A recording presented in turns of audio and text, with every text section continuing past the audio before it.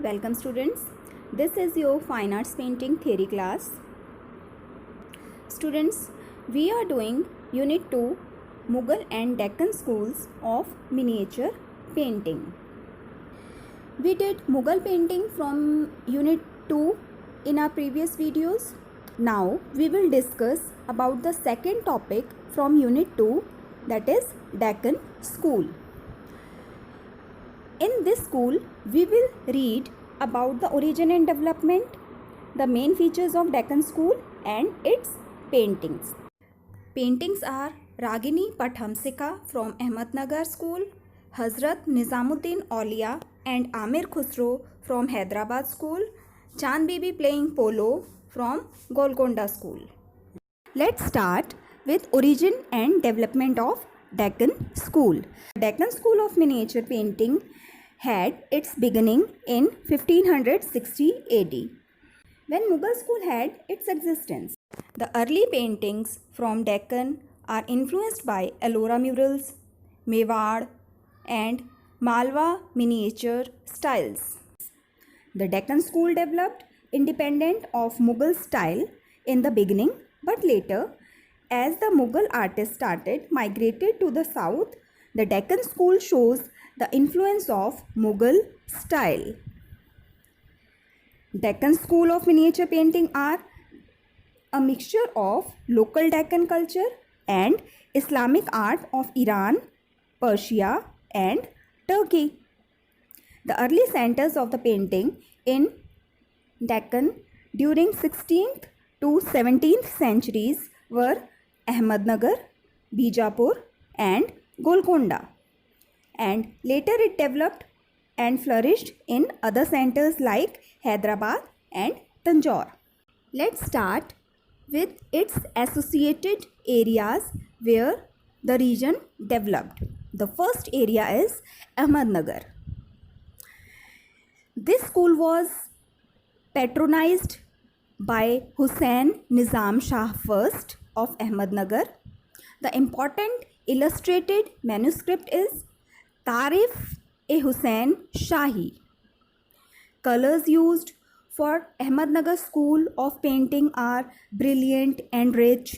Females appearing in such paintings belongs to the northern tradition of Malwa. Choli, long pigtail, braided and ending in a tassel are the northern costume. Persian influence can be seen in the high horizon, golden sky and the landscape.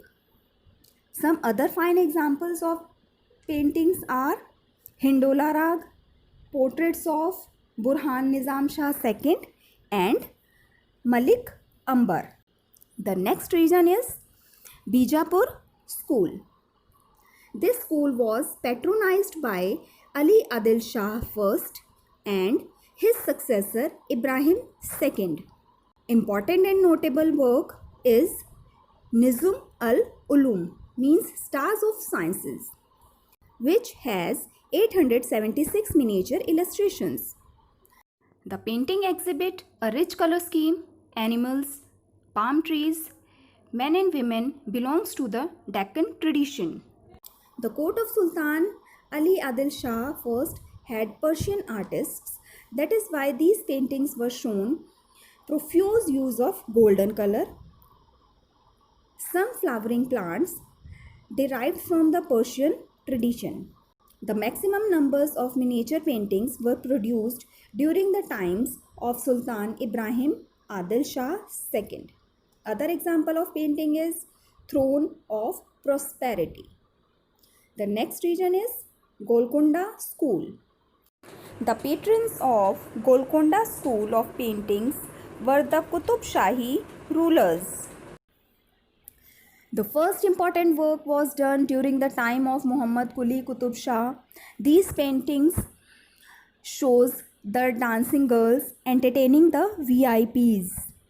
The Qutub Shahi ruler had employed many Persian artists, so there is a deep impact of Iranian art on the Golconda miniature paintings.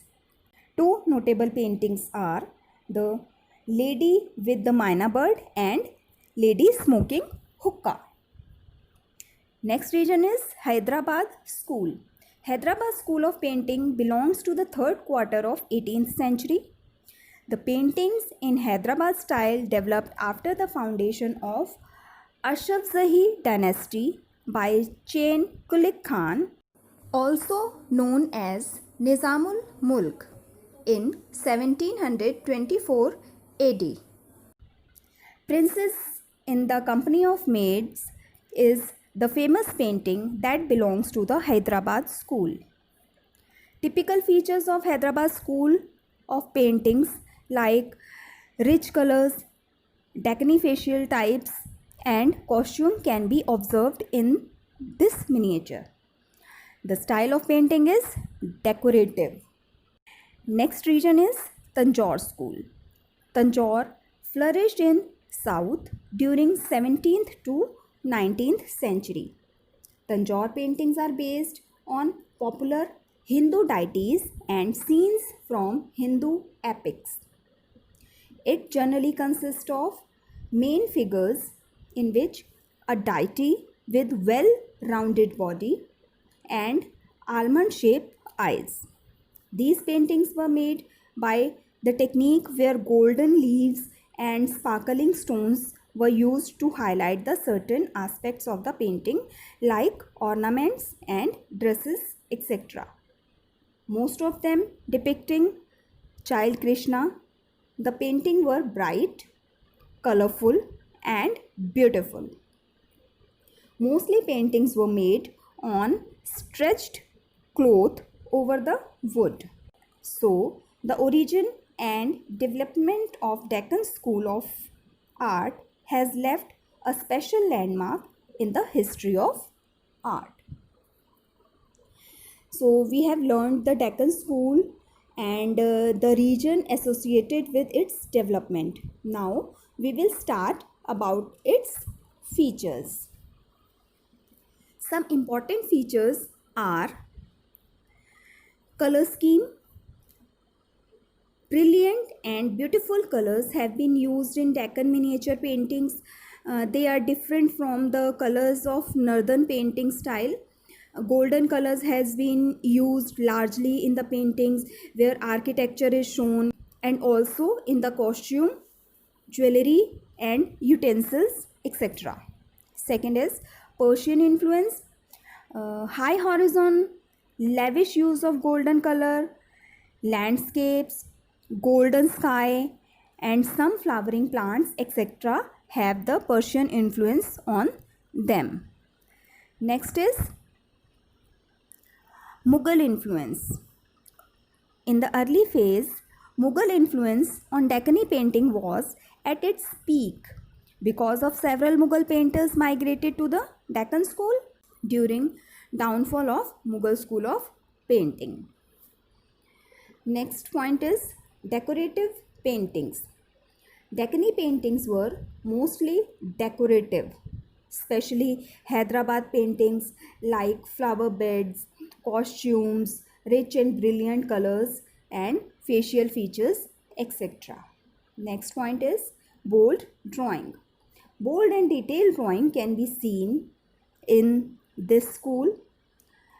Technique of shading and use of pure and brilliant colors flourished at Tanjore. Next point is three-dimensional images. In portrait painting, there is an influence of Mughal and European paintings succeeded in producing three-dimensional effects.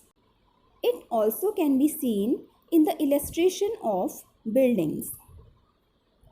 Next point is human figures. Male figures are tall, fair and emotional, and women are shown in Indian costumes, long face, features are sharp, wide open eyes, high neck, oversized jewelry and neatly carved figures.